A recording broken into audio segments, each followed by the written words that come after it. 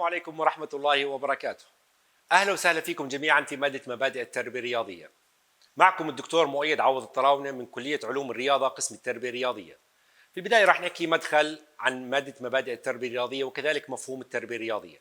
إن التربية الرياضية هي مجال مساهم في تطوير نوعية حياة الفرد، وكذلك تتميز بالديناميكية المستقبلية مقارنة مع المجالات الإنسانية الأخرى. فملايين الأفراد الذين يشتركون في الأنشطة الرياضية يؤكدون على أن اشتراكهم هو ممتع بحد ذاته، كما أنها تعمل على تطوير قدراتهم العقلية والبدنية والنفسية والاجتماعية، فهم في الحقيقة يشاركون في مصطلح ثورة الحياة الأفضل. ماذا تعني الحياة الأفضل أو نوعية الحياة؟ هل هي السعادة أم الصحة أو اللياقة أو المتعة أو غياب المرض أو السلامة من الأذى؟ إن مصطلح نوعية الحياة أو الحياة الأفضل بالرغم من إمكانية تعريفه وهو أمر نسبي، إلا أنها تعني اليوم في هذا العالم المضطرد حياة طويلة صحية، وهذه موروثة من فكرة أن الوضع الجيد واللياقة الجيدة للإنسان لها دور مباشر في تحسين نوعية الحياة، وقد تكون نتيجة الأبحاث التي أجريت على ذلك، ولكن ضرورة اللياقة للحياة أصبحت مسلمة مقبولة ولو كانت على الأقل المحافظة على المظهر اللائق. إن التطور التكنولوجي أدى إلى مجموعة من التغيرات، منها انخفاض درجة الحركة الإنسانية الموروثة من الحياة اليومية، وكذلك زيادة في وقت الحر وقت الفراغ، كما صاحبه ضغوط نفسية مرتبطة في هذا التطور التكنولوجي، بالإضافة إلى التنافس الشديد في عالم العمل الحي، كما أن انتشار أمراض الجهاز الدوري التنفسي وكذلك انتشار العادات السيئة في التغذية أثرت على صحة الآلاف من الأفراد، مما أثارت اهتمام الكثير ليس من فقط الذين يرغبون في حياة أطول، بل كذلك للذين يرغبون بالاستمتاع في سنوات حياتهم سواء الحاضرية والمستقبلية، حيث أصبحت الأنشطة الرياضية هي الوسيلة الأفضل والتي يستطيع من خلالها الأفراد التأقلم لتحمل ظروف الحياة المعاصرة. الآن دعونا نطلع على مفهوم التربية الرياضية. مفهوم التربية الرياضية هو ترجمة لكلمة فيزيكال، وتعني الجسم وما يشتمل عليه من صفات جسمية، سواء القوة الجسمية أو التحمل الجسمي أو الصحة الجسمية، وكذلك القوام أو المظهر الخارجي والنمط الجسمي، فهي تعني البعد المادي مقارنة مع العقل. وعند إضافة كلمة تربية لهذا المصطلح أصبحت تربية بدنية، أي تتعلق بالعملية التربوية، والتي تركز على أن النشاطات تعمل على صيانة وتطوير الجسم الإنساني.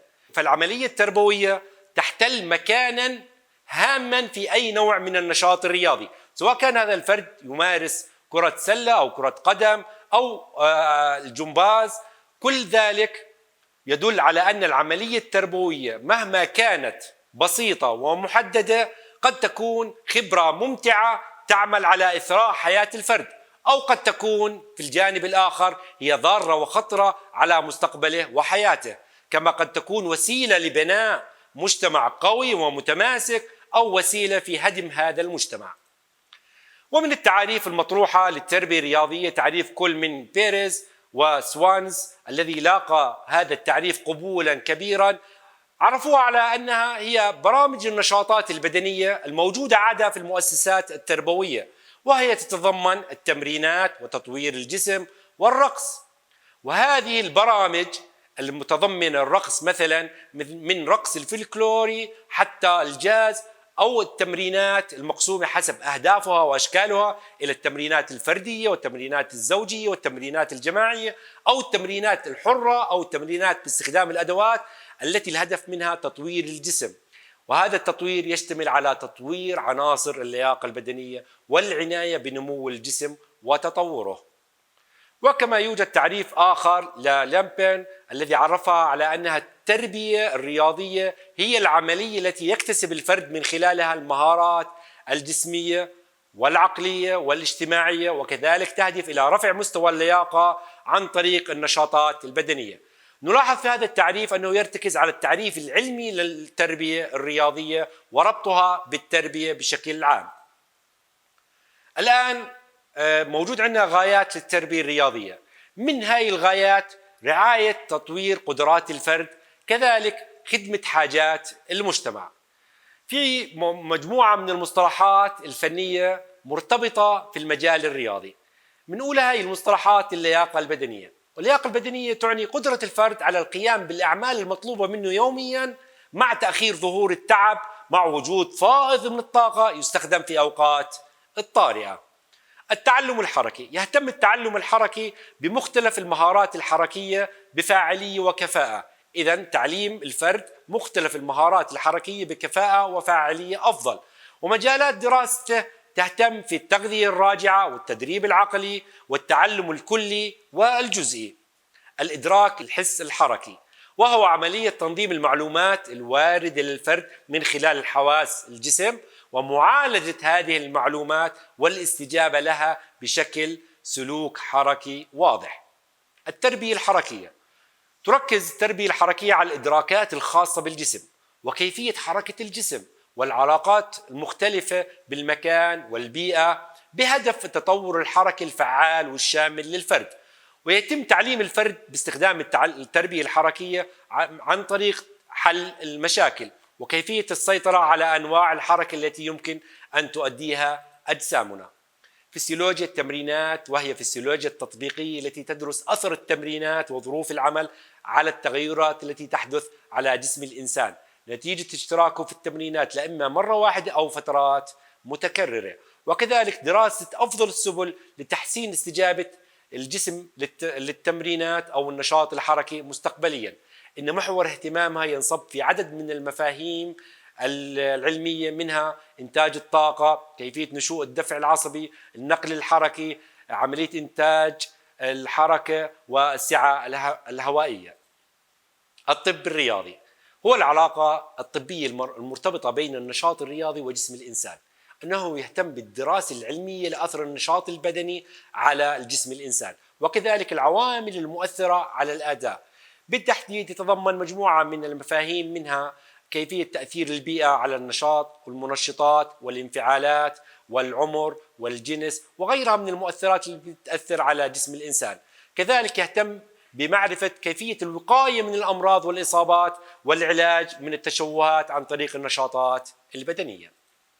الميكانيكا الحيوية، وهي دراسة مختلف القوى المؤثرة على جسم الإنسان وأثر هذه القوى، مثل القوى الناتجة عن الدفع وعن القوى الداخلية والخارجية وتداخلها في الأداء الحركي.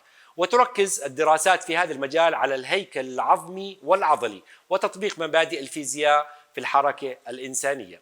علم النفس الرياضي وسيكولوجية الرياضة تهتم في مختلف المبادئ والمفاهيم والحقائق في مجال علم النفس وتطبيقاتها على المجال الرياضي، مثل الدوافع، القدرات العقلية، الإدراكات، وتطوير المفاهيم الخاصة بالجسم والشخصية. علم الاجتماع الرياضي، ويهتم في دراسة سلوك الإنسان والذي يلاحظ في الظروف الرياضية. كذلك دراسة المؤسسة الرياضية كإحدى المؤسسات الاجتماعية وعلاقة المؤسسة الرياضية بمختلف المؤسسات المجتمعية. الرياضة التنافسية، الرياضة التنافسية تؤكد على أن الرياضات والمباريات التي يشترك فيها الأفراد ذوي المهارات العالية بهدف الفوز، فهو مصطلح ليس مرادفا للتربية الرياضية ولكنه أحد أوجه مدى شمولية برامج التربية الرياضية. وهذا النوع من البرامج موجود في الألعاب التنافسية سواء في المدارس أو في الجامعات أو في الأندية وغيرها. الترويح هي تلك النشاطات البدنية التي يشترك فيها الفرد خلال ساعات الأوقات الحرة، يعني وقت الفراغ للأفراد بعيدا عن العمل والواجبات. وتهدف التربية الترويحية لتعليم الأفراد على كيفية قضاء أوقاتهم الحرة في نشاطات بناءة وهادفة، طبعا يختارها الأفراد بما تتناسب مع ميوله واهتماماته، والهدف الرئيسي منها إدخال البهجة والسرور إلى النفس. الصحة، في ضوء تعريف المؤسسة الدولية للصحة يتضمن مفهوم الصحة كل من الصحة العقل والصحة العاطفية والبدنية والصحة الاجتماعية، فهي ليست مقصورة على غياب المرض عند الفرد أو حضوره، إنما قد تكون مرادفا للياقة العامة. علم الصحة هو علم وقاية صحة الإنسان ويرتبط بالقوانين والمبادئ الموضوعة بهدف صيانة وتطوير الصحة. وهنا يجب التأكيد أيضا أنها لم تستخدم مرادفة أيضا للتربية الصحية أو الصحة العامة. الخمول أو قلة النشاط. يرتبط هذا المصطلح بالبرامج والنشاطات التي لا تتضمن قدرا كافيا من النشاطات سواء البدنية والعقلية. بمعنى آخر ينطبق على شخص كثير الجلوس لا يشترك في أي نشاط بدني كافي لتعزيز الحالة الصحية واللياقة البدنية. إذا تطرقنا إلى سؤال ما هي المهارات التي يمكن تطويرها مع ممارسة الرياضة، نجد أن الأنشطة الرياضية تعزز لنا مجموعة من القدرات، وكذلك على إدراك الجسم وتمييز الفائدة الناتجة له من مشاركته في تلك النشاطات. كما يطور المشاركة في النشاطات سمات جسمانية وعقلية ونفسية واجتماعية زي القوة والتحمل والتوازن والتغلب على الإعياء والمهارات التوافق العصبي العضلي، بحيث تصبح جزءا من ميكانيكيتهم الحركية والتي تؤثر على درجة إتقان مهاراتهم الرياضية. وهيك وصلنا لنهاية محاضرتنا اليوم، إلى لقاء آخر يتجدد إن شاء الله.